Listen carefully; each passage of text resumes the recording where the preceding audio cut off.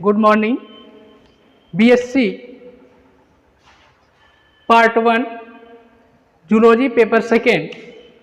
आज मैं आप लोगों को एक्सटर्नल मॉर्फोलॉजी ऑफ नेरिस की बाह्य आकारिकी के विषय में बताऊंगा। तो यहाँ सबसे पहले देखें, नेरिस में सबसे पहली पॉइंट यहाँ पर इसके एक्सटर्नल मॉर्फोलॉजी में आती है शेप, साइज एंड कलर। इसका शेप कैसा होता है, साइज कितनी होती है और इसका कलर कैसा होता है। तो आए देखें शेप।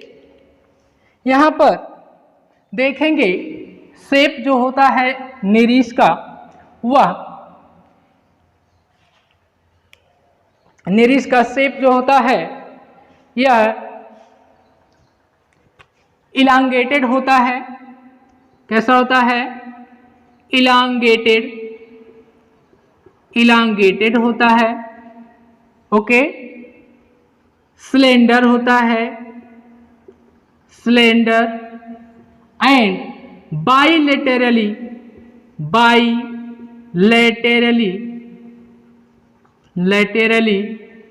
सिमेट्रिकल होता है। बाइलेटरली सिमेट्रिकल होता है।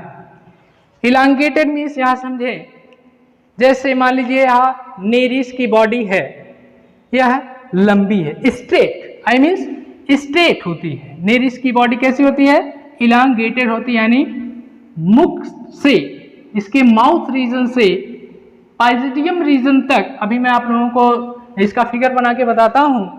तो यहाँ पर इसकी बॉडी जो है स्ट्रेट होती है, सीधी होती है, स्लेंडर होती है, थिन पतली होती है, स्लेंडर पतली होती है, बाइलेटरली सिमेट्रिकल होती है। बाइलेटरली सिमेट्रिकल मीन्स होता है, मान लीजिए यह नेरिस की बॉडी है, ये नेरिस की बॉडी है। यहाँ पर यदि हम इसकी बॉडी को, या इस कोई भी एनिमल मान लीजिए, इसको यदि हम बीचों बीच से, बिटवीन रीजन से यदि हम इसको डिवाइड करें, काटें, और यह दो समान भागों में समान रूप से विभाजित हो जाए, डिवाइड हो जाए, तो उसे हम कहते हैं बाइलेटरली सिमेट्रिकल या द्विपार्श्व सममित। क्या कहते हैं? द्विपार्श्व सममित। ठीक है।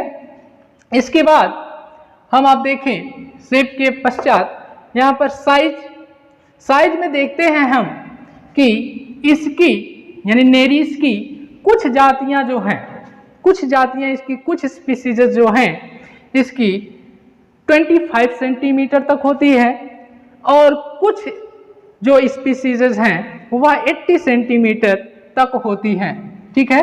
तो यहाँ पर इसीलिए यहाँ पर साइज की बताई गई है 25 to 80 सेंटीमीटर। ठीक है, या फ्यू टू 80 सेंटीमीटर इसकी साइज यानी लेंथ होती है। जैसे देखें आप लोग यहाँ पर 25 टू फ्यू सेंटीमीटर या 25 टू मोर 25 सेंटीमीटर, यहाँ पर जो इसकी जाति होती है, स्पीसीज होती है, नेरिस पिलेजिका एंड नेरिस कल्ट्रीफेरा। ठीक है। इसके पश्चात दूसरी स्पीसीज जो हैं जैसे नेरिस वायरेंस, ये सब 40 टू 80 सेंटीमीटर तक लेंथ लिए हुए होती हैं। ठीक है। इसके बाद आते हैं कलर पर। इसका कलर कैसा होता है? तो नेरिस की स्पीसीज जो होती हैं डिफरेंट टाइप की होती है, अलग अलग स्पीसीज हैं, और अलग अलग स्पीसीज अलग अलग रंग को धारण किए हुए होती है। ठीक है। यहाँ पर देखें यदि नेरिस पिलेजिका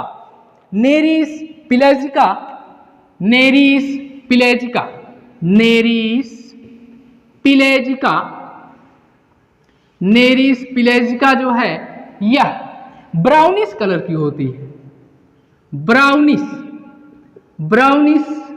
भूरा रंग लिए हुए होती है। ठीक है।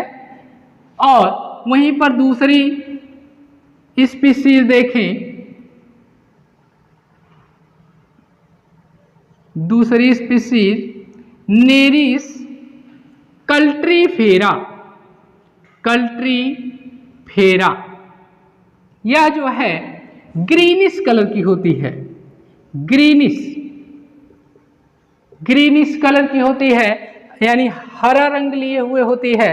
और वहीं पर जो आपको यहाँ फाइलम एनिलिडा में पढ़ना है नेरिस वायरस, नेरिस वायरस के विषय में आप लोगों को यहाँ पर डीपली अध्ययन करना है।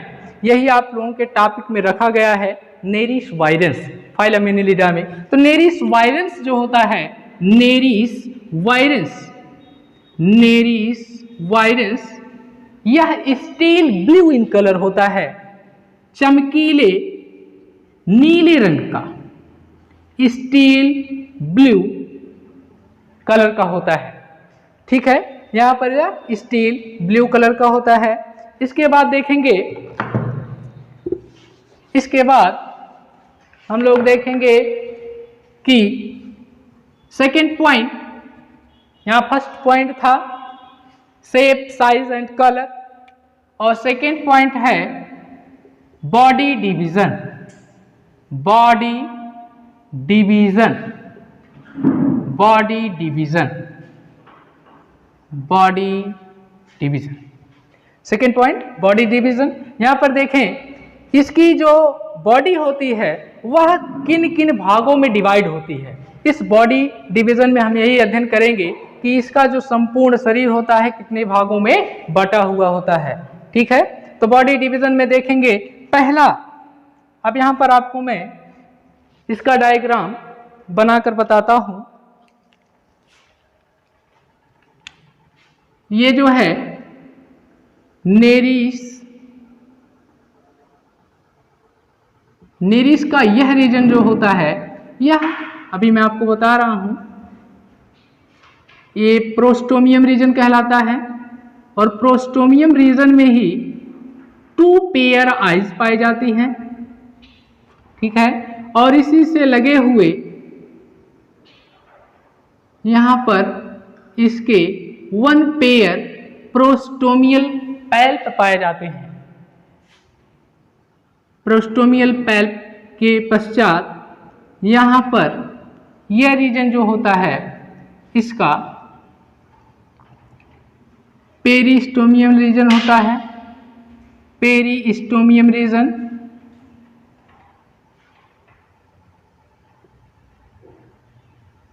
ये पेरिस्टोमियल रीजन से पेरिस्टोमियल सिराई एराइज होती है दोनों साइड में। ठीक है, इसके बाद यहां पर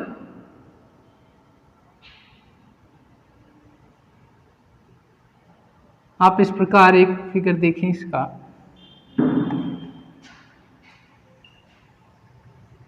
हाँ स्टूडेंट, यहां देखें यह नेरिस का डायग्राम है। और इसमें देखें यहां बॉडी डिवीजन, जो सेकंड पॉइंट हम आपको बता रहे थे, बॉडी डिवीजन में यहां नेरिस की बॉडी जो है, body is divided into 3 distinct region. इसकी बॉडी 3 रीजन में डिवाइड होती है। फर्स्ट वन हेड, पहला क्या है, हेड है। दूसरा ट्रंक रीजन है, ट्रंक रीजन। और तीसरा जो है पाइजिडियम, पाइजिडियम ORR टेल रीजन, पाइजिडियम रीजन या टेल रीजन कह लीजिए। तो हेड रीजन यहां पर देखें, इसका हेड रीजन है। हेड रीजन में ये इसका हेड रीजन है, यहां से यहां तक, यहां से यहां तक जो क्षेत्र है इसका हेड रीजन कहलाता है। हेड रीजन में ये हेड है, इसका हेड रीजन। हेड रीजन में यहां देखें इसका यह भाग जो है, ये पूरा भाग यहां इसका प्रोस्टोमियम कहलाता है,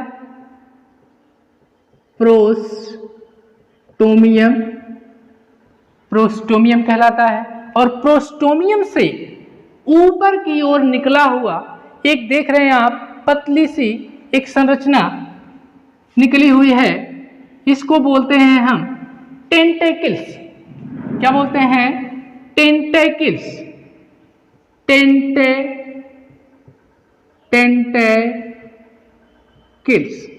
टेंटेकिल्स है, और टेंटेकिल्स के नीचे यहाँ पर देखें प्रोस्टोमियम रीजन से ही लगा हुआ, इसके लेटरल साइड से लगा हुआ यहाँ पर ये प्रोस्टोमियल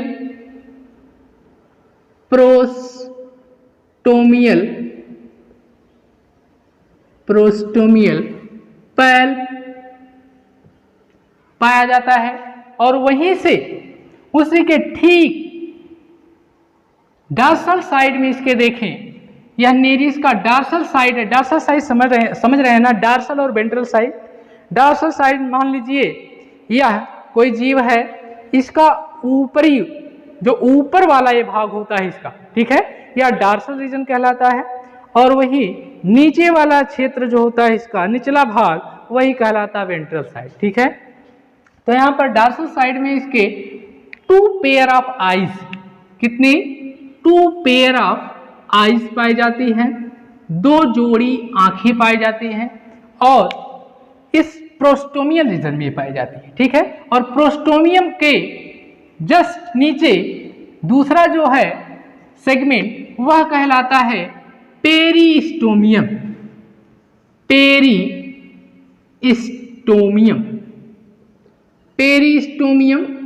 इसी पेरिस्टोमियम रीजन से पेरिस्टोमियल सिराई निकलते हैं। क्या निकलती है? पेरिस्टोमियल सिराई। पेरिस्टोमियल सिराई। यहां पर टेंटेकल्स, प्रोस्टोमियल पैल, आईज और पेरिस्टोमियल सिराई जो होती है, यहाँ पर सेंसरी आर्गन का कार्य यहाँ पर करती है नेरिस में। जब भी यह किसी कह लीजिए अपने से बड़े जीव को देखता है, या कोई इससे बड़ा जीव इसके ऊपर अटैक करने वाला होता है, तो यह इन सेंसरी आर्गन्स के द्वारा उस जीव को आभास करता है, और तुरंत ही यह अपने यू शेप्ड, आपको बताया था हमने पिछले लेक्चर में, यू शेप्ड बरो में तुरंत ही यह जाकर स्थित हो जाता है, अपने आप को इसमें एडजस्ट कर लेता है, जिससे कि इस बरो इससे बड़ा जो जीव है अटैक पाए। तो ये आर्गन का हैं। के बाद यह हो गया आपका है, पश्चात यहाँ पर आपका ट्रंक रीजन। दूसरा ट्रंक रीजन, ट्रंक क्षेत्र में देखें, या कह लीजिए आप इसको बोल सकते हैं आप हेड रीजन को फोरगट, ठीक है, और ट्रंक रीजन को आप बोल सकते हैं मिडगट, और लास्ट में जो पाइजिडियम या टेल रीजन है, इसको आप बोल सकते हैं हाइंडगट, ठीक है।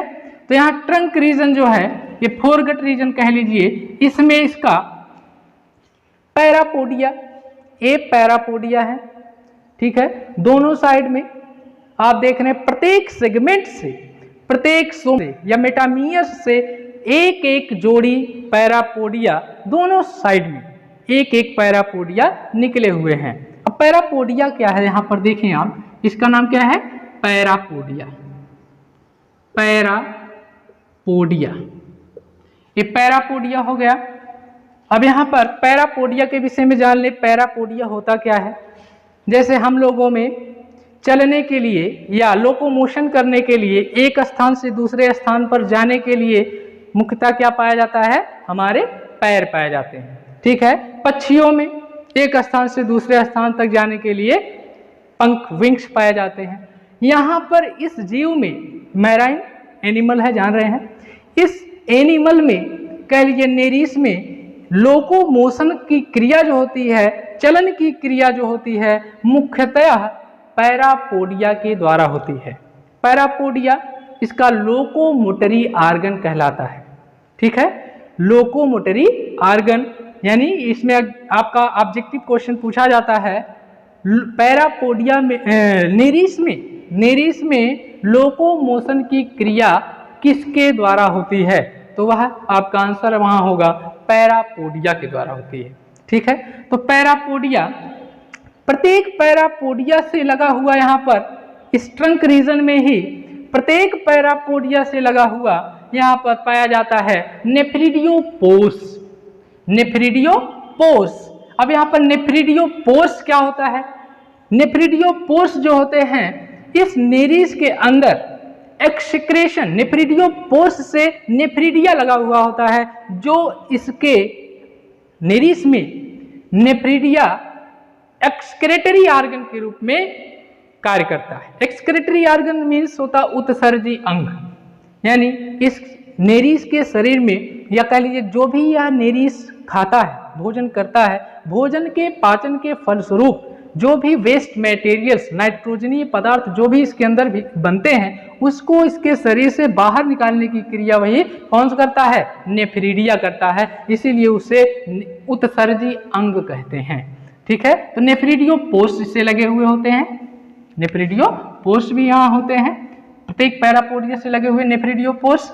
यह तो हो गए ट्रंक रीजन में इसके। ठीक है, और ट्रंक रीजन के पश्चात लास्ट में इसका टेल रीजन आप जो देख रहे हैं, टेल रीजन या आप कह लें पाइजिडियम। ये कौन सा है? पाइजिडियम। पाइजिडियम वारा टेल रीजन।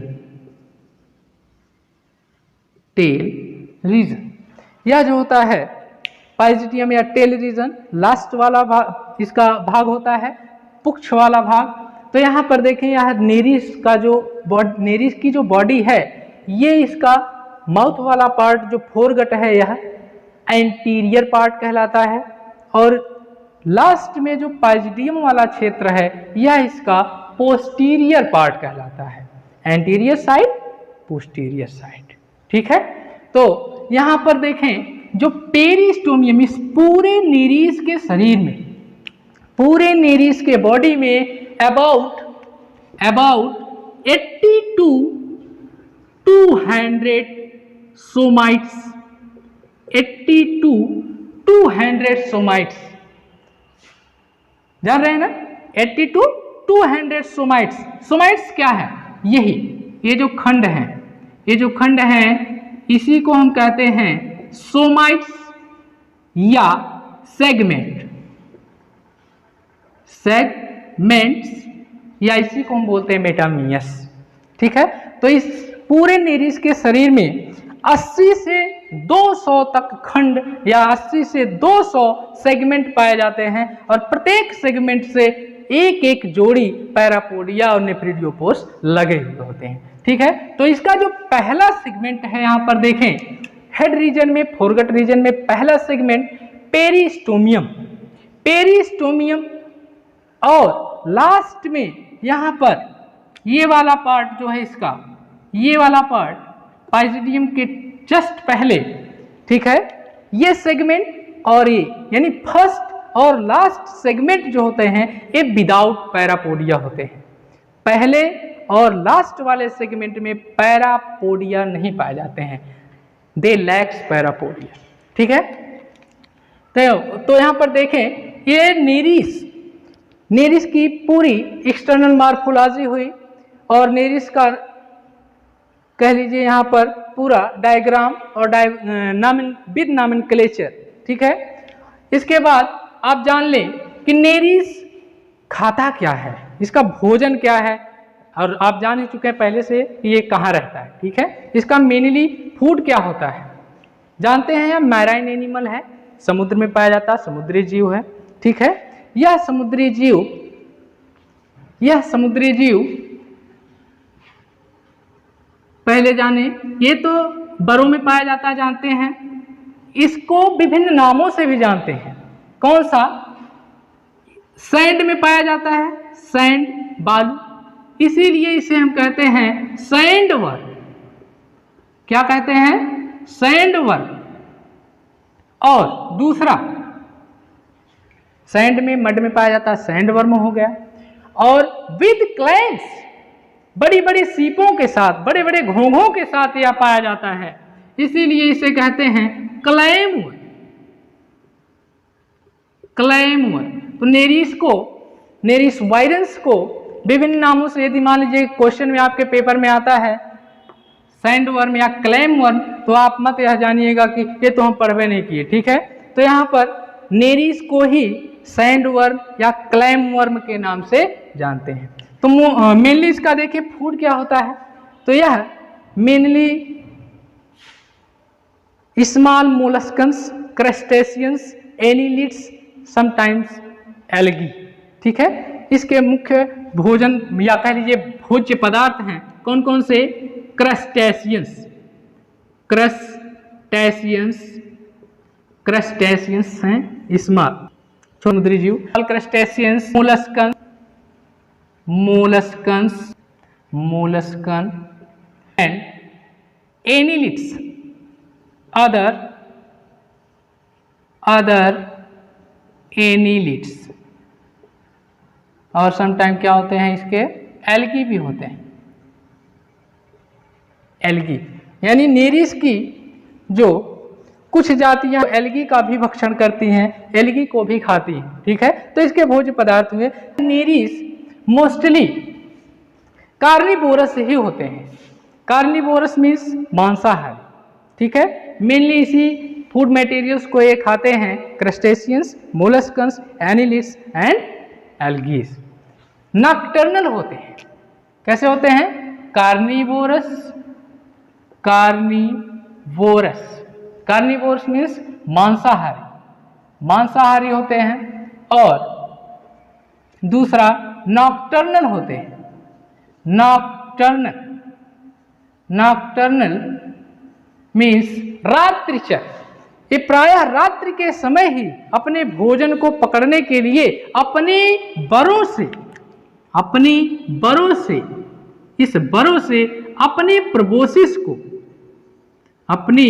प्रोबोसिस को बाहर की ओर निकालते हैं।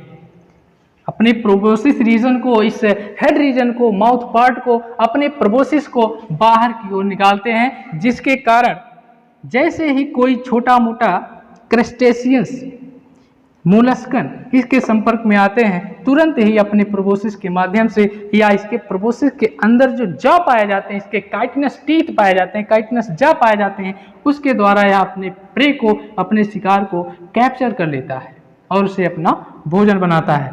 और कुछ समय या कह लीजिए कुछ परिस्थितियों में यह इसी बरों के इस रीजन से यह कुछ कुछ प्रकार के म्यूकस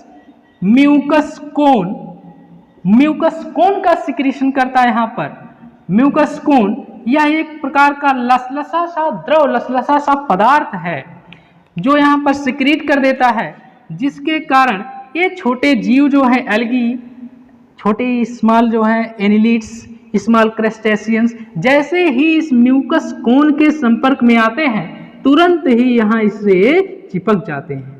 और जैसे ही चिपकते हैं या तुरंत ही अपने प्रोबोसिस के माध्यम से, अपने काइटिनस टीथ जॉ के माध्यम से या तुरंत ही उस प्रे को पकड़ लेता है और अपना भोजन कर लेता है।